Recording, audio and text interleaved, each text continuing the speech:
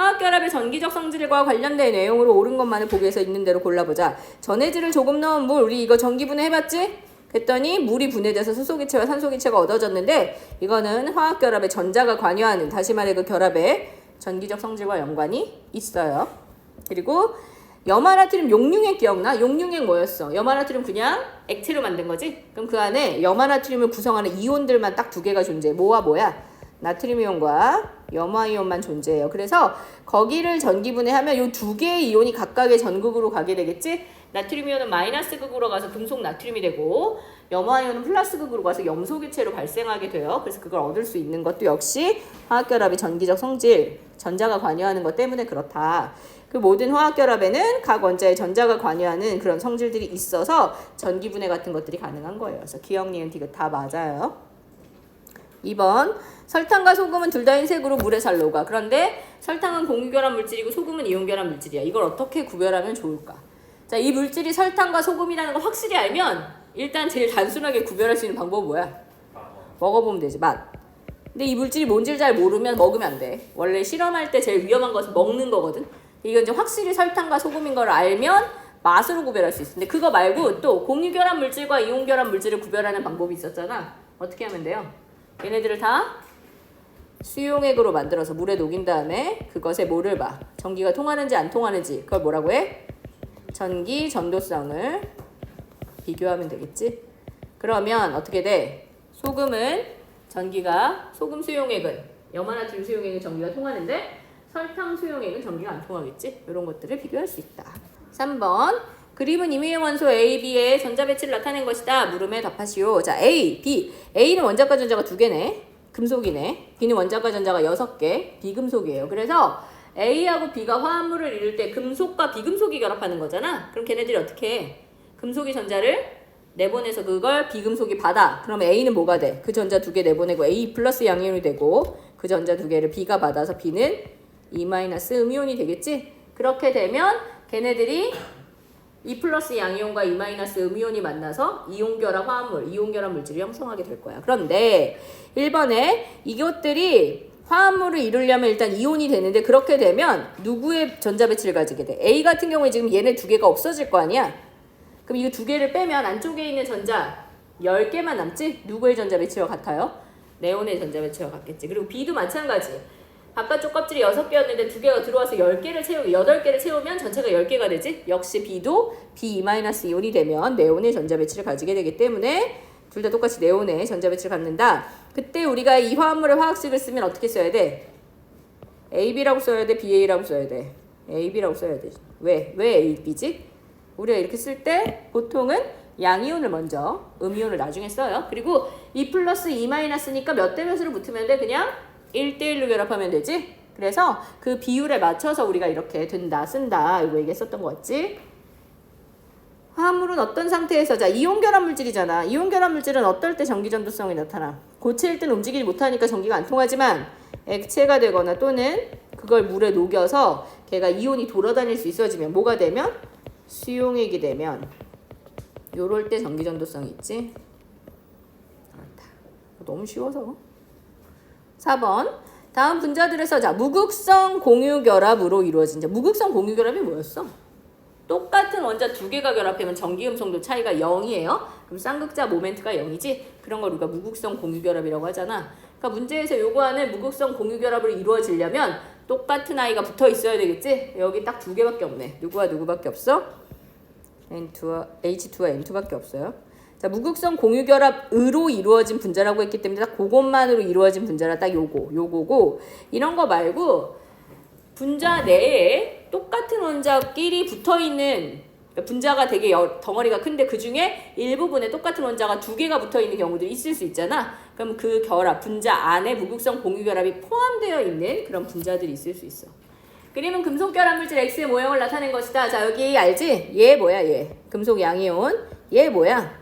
자유전자지? 금속 양이온과 자유전자가 들어있는 형태를 띠고 있어요. 자, 그런데 외부에서 충격을 가해. 외력으로 망치를 딱 쳐. 그러면 어쨌든 일단 배열이 흐트러질 건데 배열이 흐트러져도 금속 결합은 부서지지 않아. 왜 그래?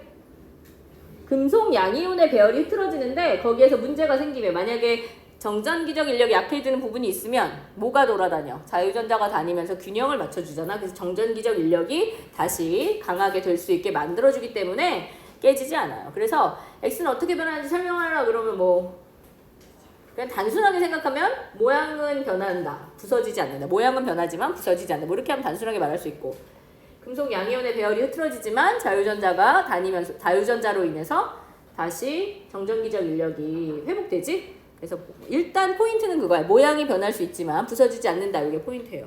정확하게 어떻게 쓰는 게 좋을지 보고 싶으면 정답 보세요. 해설. 그 다음에 2번에 전기장을 걸어주면 어떻게 돼? 자, 여기 내가 전기장을 걸었어.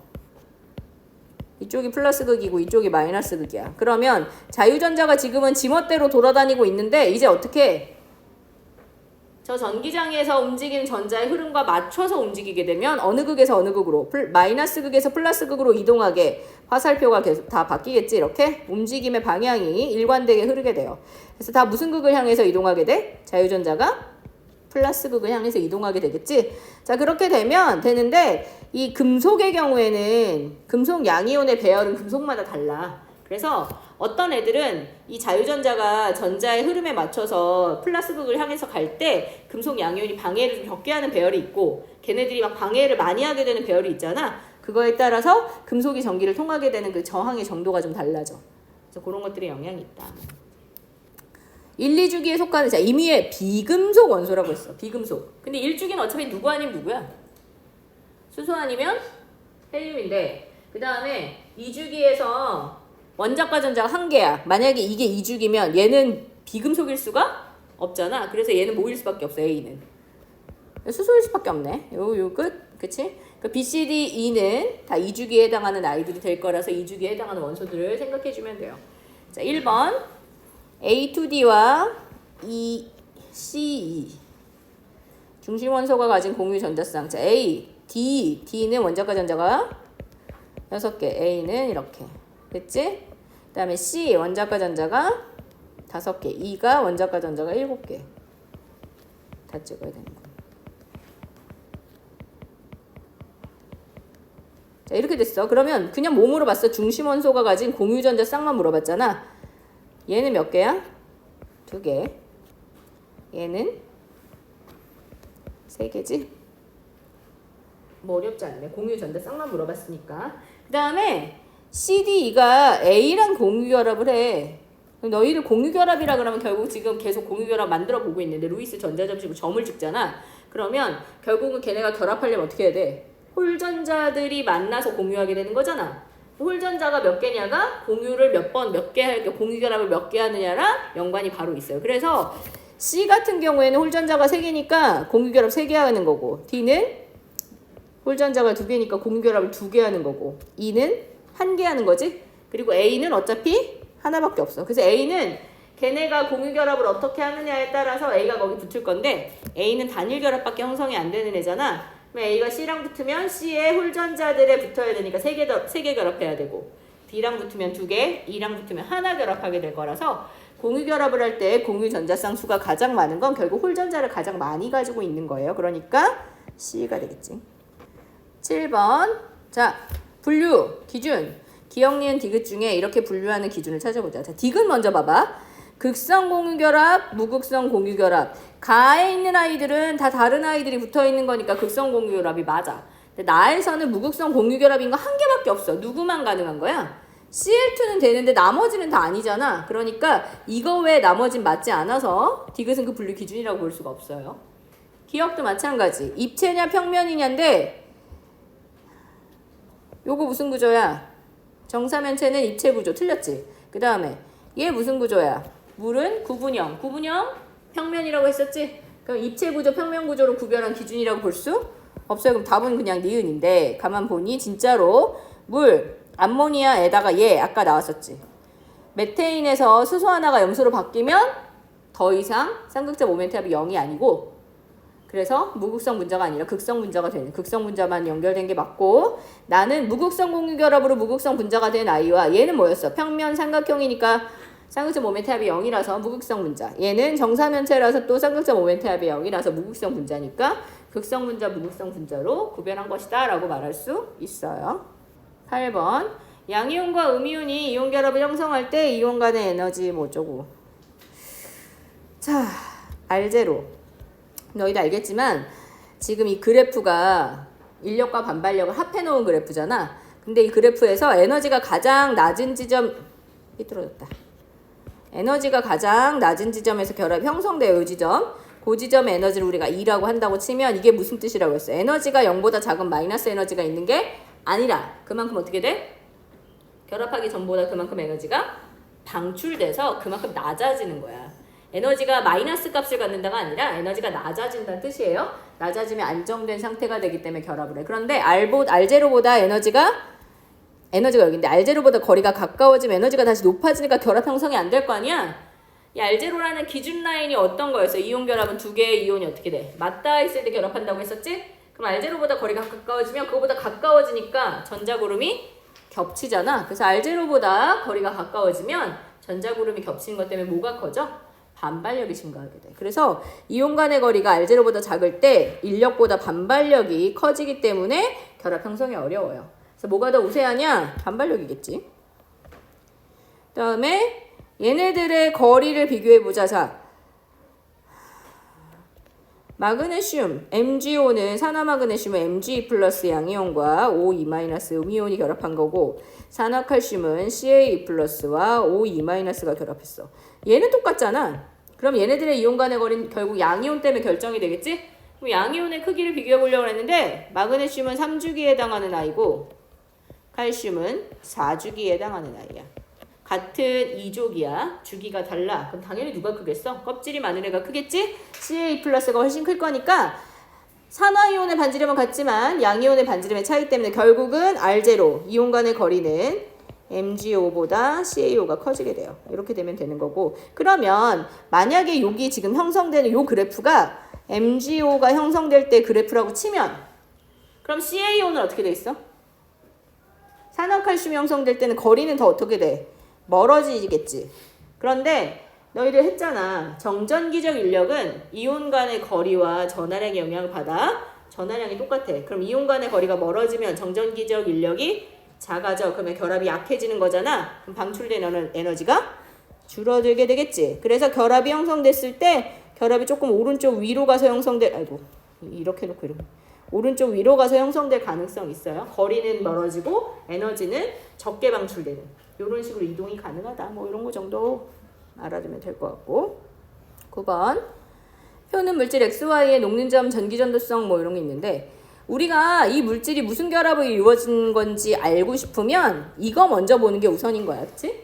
그래서 X는 고체일 땐 전기가 안 통하는데 액체일 때 전기가 통하는 무슨 결합 물질이야? 이온 결합 물질이고 Y는 둘 다 안 통해. 뭐야? 공유 결합 물질이네. X는 녹는 점이 801도예요. 지금 우리 몇 도야? 오늘 대략 낮 기온 20도야. 그러면 20도에서 녹았어? 못 녹았어? 못 녹아. 그럼 창원에서 무슨 상태야? 고체. Y는 영하 164도에서 이미 끓었어. 끓었다는 건 이미 무슨 상태야? 영하 164도부터 기체야. 그럼 지금 20도면 당연히 기체겠지. 그래서 상태, 상온에 존재하는 상태들이 다른 걸 확인할 수 있고 기억에 X는 금속이 아니니까 틀렸고 니네 Y는 공유결합으로 형성된 거니까 원자과 전자를 공유하여 결합을 형성하는 애 맞고 디귿의 X와 Y는 구성 원자들 사이에 전자가 관여한 화학결합으로 이루어진 게 맞아요. 니은 디귿이 답이네. 물에서 수소와 산소 원자가 어떻게 공유결합을 이루는지 각원자의 원자과 전자수를 언급하여 설명하시오. 그럼 일단 각원자의 원자과 전자수가 몇 개씩인데 수소는 1개, 산소는 6개. 이게 원자과 전자수예요. 산소 몇 쪽이야? 16쪽이야. 자, 그럼 결합을 어떻게 하는 거야? 산소 원자의 원자과 전자가 6개인데 그 중에 홀전자가 몇 개지? 2개지? 그 2개의 홀전자가 수소 원자 각각 하나씩 공유결합을 형성할 수 있으니까 산소 원자 하나와 수소 원자 2개가 단일 결합 2개를 형성하면서 분자를 형성할 수 있다. 공유결합을 이룬다. 뭐 이렇게 대충 쓰면 되고 잘 모르겠으면 뒤에 정답을 보세요. 정답에서 정리해서 써놨겠지? 자, 11번. 이 비슷한 애 우리 봤다. 뭐 봤어? 이런 애 봤잖아. 포말데하이드. 기억나? 이게 알파벳 앞에 문제 있어. 알파, 베타에서 각도 비교하는 거 나왔었는데 그 중에 수소가 지금 염소로 바뀌어 있는 상태다. 자, 문제에서 쌍극자 모멘트 방향 화살표 표시하라는 거야. 그 화살표를 표시할 때 쌍극자 모멘트는 두 개의 원자 사이의 관계만 보면 돼. 그래서 친절하게 전기음성도 크기를 또 이렇게 줬네. 자, 그러면 탄소랑 수소는 탄소의 전기음성도가 크니까 이렇게 되겠지? 탄소랑 산소는 산소의 전기음성도가 크니까 이렇게 되겠지? 탄소랑 염소는 염소의 전기음성도가 크니까 이렇게 되겠지. 화살표는 이렇게 표시하면 돼요. 자, 그러면 이 세 개를 합하면 0은 아니고 합하면 결국 어디로 전자가 치우치겠어? 산소일까 염소일까? 전기음성도가 산소가 더 크잖아. 중심에 연결된 탄소는 똑같아요. 탄소랑 염소의 전기음성도 차이와 탄소랑 산소의 전기음성도 차이를 비교하면 탄소랑 산소의 차이가 더 크기 때문에 산소 쪽으로 전자가 치우치게 되는 상황이 될 거야. 다 합하면 결국은 산소 쪽이 부분적인 마이너스를 띠게 될 거예요. 그렇다. 수소 쪽이 아마 부분적인 플러스가 되겠지. 뭐 그런 식으로 우리가 합에 대해 생각해 볼 수 있어. 어디가 부분적인 마이너스인지는 만약에 모르더라도 이걸 합했을 때 0은 아니구나 요거를 판단할 수 있으면 돼. 되겠어요? 들어갑시다. 아세트산의 구조를 나타낸 것이다. 전자쌍 반발이론으로 결합각을 예측할 때 기억, 니은, 디귿 중에 결합각이 가장 작은 것. 탄소가 두 개 있으니까 번호를 붙여보자. 얘를 1번, 얘를 2번이라고 해요. 자, 그럼 1번 탄소를 기준으로 하면 결합이 4개잖아. 그래서 무슨 구조가 되는 거야? 사면체 구조가 되는 거야. 사면체 구조에 해당하는 결합각은 정확진 않지만 거의 109.5도 정도의 각도가 되겠지? 정확한 각도는 잘 몰라. 왜냐하면 탄소 옆에 하나가 탄소기 때문에 수소가 아니라서 결합각이 좀 다를 수도 있어요. 자, 그 다음에 여기 있는 탄소는 2번 탄소는 전자쌍의 방향이 몇 개야? 3개니까 그거 기준으로 뭐야? 평면 삼각형이 되겠지? 그러면 요 니은 결합각은 거의 120도 정도의 각도를 가지게 되겠지. 그리고 요 산소는 비공유 전자쌍을 두 쌍 가지고 있고 결합 2개야. 그러면 구분형의 구조네. 구분형의 구조를 가지는 경우에 결합각은 대략 104.5도가 되겠네. 자, 문제에서 결합각이 가장 작은 거 물어봤어. 기억, 니은, 디귿의 순서는 니은이 제일 크고 기억이 그 다음이고 디귿이 제일 작으니까 디귿이겠네. 됐어요? 보기는 이산화탄소와 삼염화붕소의 공통점. 자, 이산화탄소 어떻게 생겼지? 자, 공부를 좀 했다면 이제쯤은 대충 생김새를 알아야 돼. 이렇게 생겼어. 탄소랑 산소를 비교하면 전기음성도는 산소 쪽이 더 크기는 하지만 이걸 합했을 때 그 합은 0이야. 쌍극자 모멘트의 합은 0이기 때문에 결국 전체적으로는 어디로 전자가 치우쳐져 있다라고 말하지 않아요. 무슨 분자? 무극성 분자. 그거는 옆에 있는 누구도 똑같아. 삼염화붕소도 붕소가 옥텟의 예외구 결합을 딸랑 3개만 하는 애잖아. 그래서 얘도 쌍극자 모멘트를 다 합하면 합이 0이 되는 무극성 분자야. 그래서 무극성 분자인데 일단 옳은 것. 분자 구조가 평면인가? 얘 무슨 형이야? 이산화탄소는 선형 구조, 직선형, 선형 구조고 얘 삼염화붕소는 평면, 삼각형이에요. 이름에 아예 평면이란 말이 들어있잖아. BCl3는 평면형이고 선도 마찬가지지. 선을 어디 위에 올려면 평면 위에 올려놨을 때 튀어나오는 애가 없잖아. 그렇기 때문에 둘 다 평면 구조라는 말이 맞아. 그 다음에 무극성 분자이긴 한데 무극성 공유결합은 없어요. 똑같은 애들끼리 붙은 애가 없네. 그 다음에 중심원자가 탄소랑 붕소인데 비공유 전자쌍이 없지? 전혀 없고 공유 전자쌍만 가지고 있다. 그래서 기억만 맞아요. 자, 14번 세 분자의 쌍극자 모멘트를 화살표로 나타낸 것이다. 이렇게 되어 있네. 모두 극성 공유결합으로 이루어져 있어. 다 다른 아이들이 붙어있고 세 분자의 중심원자의 비공유 전자쌍 물 2쌍 암모니아 1쌍인데 탄소는 비공유 전자쌍이 없으니까 모두 있는 건 아니지. 자, 그 다음에 여기 수소, 탄소, 산소, 질소, 전기음성도 누가 제일 커? 산소, 질소, 탄소, 수소의 순서잖아. 수소가 가장 크지 않아. 그래서 옳은 것은 기억밖에 없네. 15번 이렇게 하고 싶어. 어떻게 해야 돼? 자, 일단 X가 극성이라고 하면 Y는 무극성, Z는 극성. 만약에 X가 무극성이면 Y는 극성, Z는 무극성. XZ가 똑같은 극성인지 뭐 아닌지의 여부가 XZ가 같고 Y가 달라야 돼요. 그런데 그것보다 더 중요한 건 층이 이렇게 만들어지려면 결국은 모두 고려해야 돼. 밀도 고려해야지. 누구의 밀도가 가장 커야 돼? 가장 아래에 있는 애 밀도가 가장 커야 돼. 자, 이렇게 돼야 돼. 그럼 이거를 이렇게만 되면 되냐가 아니라 내가 정말 이렇게 만들고 싶으면 뭐까지 조심해야 되냐면 X랑 Z는 같은 성질을 지니는 거잖아. 서로 섞이는 애들이지. 내가 이걸 넣는데 Z 넣고 Y를 넣다가 X를 잘못 넣어가지고 X랑 Z가 섞이면 섞여버려. 그래서 층이 3개가 되지 못하고 2개가 돼요. 그래서 이렇게 해놓고 내가 흔들잖아? 그러면 X랑 Z가 섞여서 두 층으로 나눠지게 되는 이런 상황이 벌어지는 거야. 그래서 만약에 내가 여기다 뭘 녹이고 싶다. 얘가 만약에 극성이야. 그럼 위아래가 무극성이겠지? 여기다가 뭐 예를 들어 CuSO4 같은 거 녹였어. 황산구리 같은 거 녹였다.